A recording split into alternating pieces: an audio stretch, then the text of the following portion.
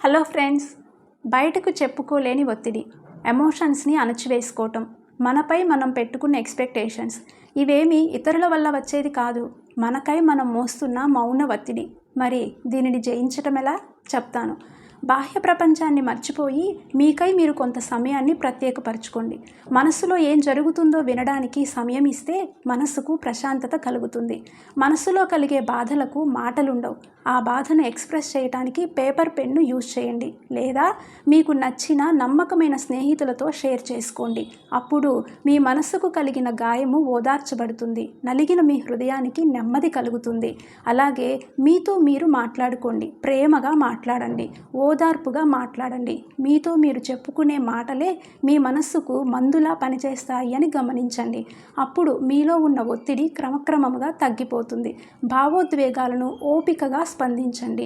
నిన్ను నీవులా అంగీకరించు. నీలో ఉన్న నిస్సహాయతను పట్టించుకోకు. అప్పుడప్పుడు కన్నీళ్ళు వస్తే రానివ్వండి. అవి మీ బలానికి బీజాలు కావచ్చు. ఇప్పుడు అనిపిస్తుందా ఒత్తిడిని జయించవచ్చు అని? మీ Jyoti, personal growth course for women.